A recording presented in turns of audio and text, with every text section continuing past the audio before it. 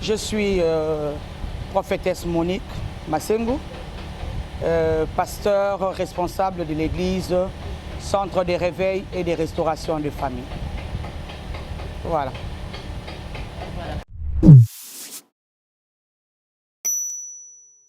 Ça va faire 3 ans depuis qu'on est une église, parce qu'on était d'abord un ministère avant de devenir une église.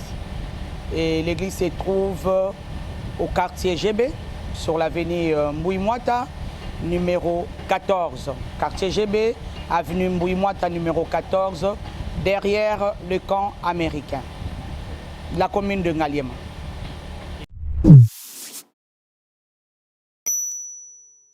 Je suis la prophétesse Monique Masengu, mère de 3 beaux enfants, responsable de l'église au centre de réveil, je venais de le dire tout à l'heure, et veuve. Voilà. Merci au Seigneur, lui qui a permis que ça soit possible. Merci à ceux qui ont sélectionné, parce qu'il faut dire que travailler dans les secrets et être finalement sélectionné comme celle qui a brillé, c'est une chose, c'est une grâce. Merci au Seigneur et à ceux qui m'ont sélectionné parmi tant de femmes, parce que je ne suis pas la seule prophétesse qui existe au Congo. Voilà.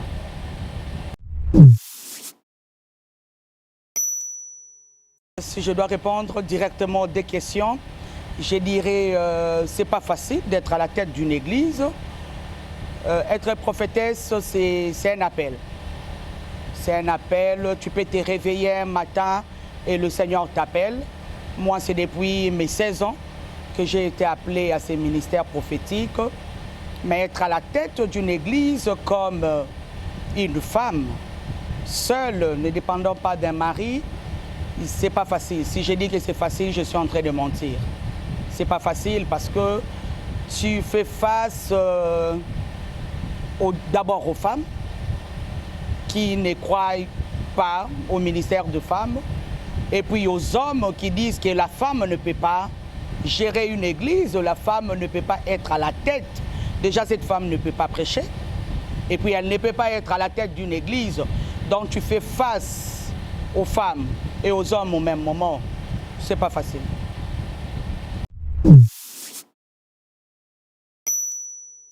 J'ai dit merci au chef de l'État. On ne cessera pas de lui dire merci pour cette marque de confiance qu'il a fait à une femme, parce que c'est une première depuis l'indépendance, je dois dire. C'est la première fois qu'une femme va diriger le gouvernement et être à la tête. Nous remercions le chef de l'État. Nous croyons à cette femme parce que c'est une tête très bien faite. Et si le président a fait son choix sur Madame Toulouka, je crois en elle. J'ai à diriger l'église, je l'ai fait jusqu'aujourd'hui. Je crois qu'elle fera un très bon travail. Je suis très heureuse qu'on ait cette fois-ci une femme à la tête du gouvernement. Voilà mes impressions. Madame Monique ne sait pas chanter, si tu me donnes un micro, tu vas fuir. Madame Monique, à part la délivrance, le prophétique et la prédication, elle est licenciée en gestion financière, elle est une femme d'affaires, elle est une mère de famille. Et voilà ce que Madame Monique sait faire.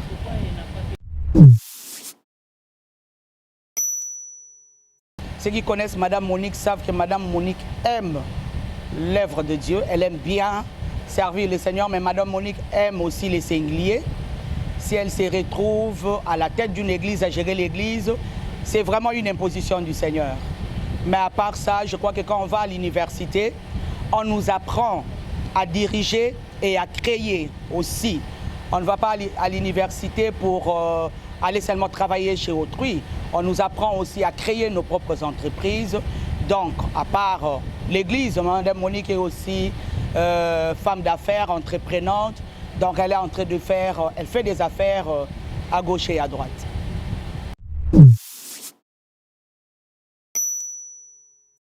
Aller au ciel, oui, c'est l'objectif premier.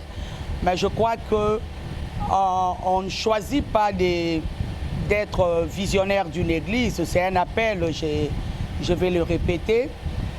Mais les objectifs poursuivis lorsqu'on gère une église, c'est de sauver des âmes. Lorsque le Seigneur nous sauve, il veut que nous puissions sauver les autres.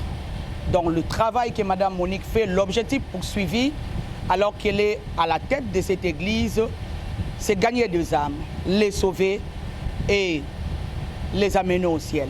C'est l'objectif premier.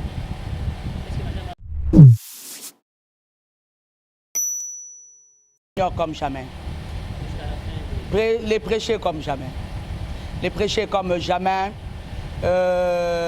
Gagner des âmes comme jamais. Dire à ceux qui sont en train de tournoyer sur le boulevard et ailleurs que Jésus-Christ les aime. Les objectifs, c'est gagner des âmes encore et encore.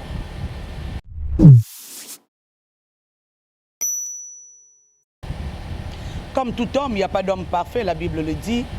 Madame a des qualités, comme tout homme. N'oublions pas que nous ne sommes que des instruments que le Seigneur utilise. Madame a des qualités, madame a des défauts. Tu veux connaître un de mes défauts? Ouh.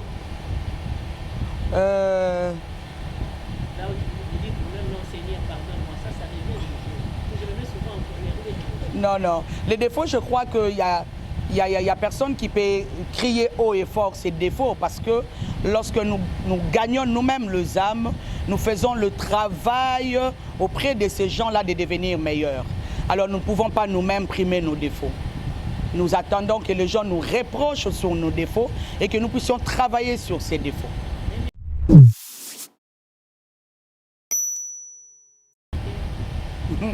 Quelqu'un a dit, si tu ne rencontres pas les diables sur ton chemin, ça veut dire que tu fais route avec lui. On les rencontre tous les jours. Jésus lui-même l'avait rencontré après 40 jours de jeûne. On les rencontre tous les jours. C'est tous les jours qu'on les rencontre. En gagnant des âmes, c'est tous les jours. On n'échappera pas à ça. Jésus a rencontré les diables après 40 jours de jeûne et de prières. Comment ne pas les rencontrer? On les rencontre tous les jours.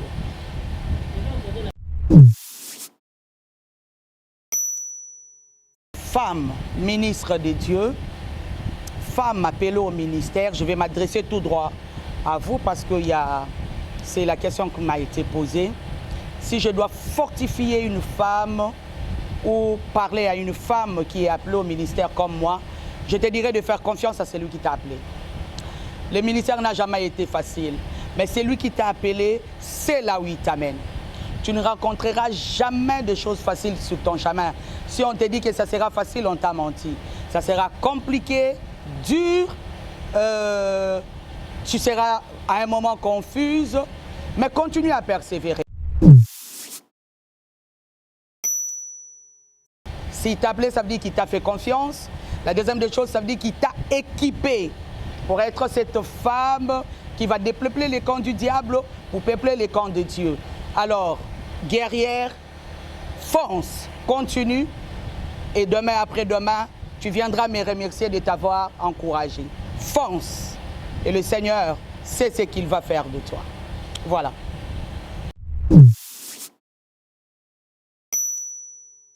Je n'ai jamais eu peur de problèmes, je n'ai jamais eu peur de... Je te dis, je suis veuve, j'ai perdu celui qui est le papa de mes enfants tôt dans la vie. Ça fait 11 ans que je suis veuve. Donc, j'ai vu de toutes les couleurs dans la vie.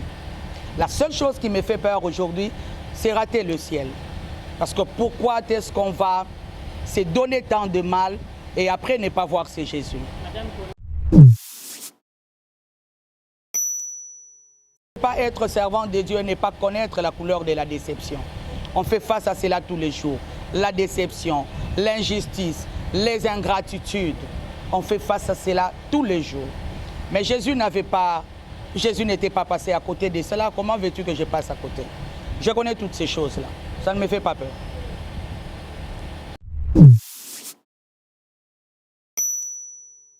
Merci d'abord à vous d'avoir porté votre choix sur ma modeste personne. Je réitère ce que je vous avais dit au début. Il y a beaucoup de prophétesses. Vous avez fait votre choix sur moi. Merci à vous. Je confirme que je serai là le 24 à cette soirée, moi-ci à Talo. J'ai béni le Seigneur pour cette initiative qui est à la 6e édition aujourd'hui, qui récompense les efforts et les sacrifices de femmes, mais aussi, je crois que ça récompense les sacrifices de toutes les femmes dans toutes les catégories. Merci à vous et que le Seigneur continue à bénir cette initiative.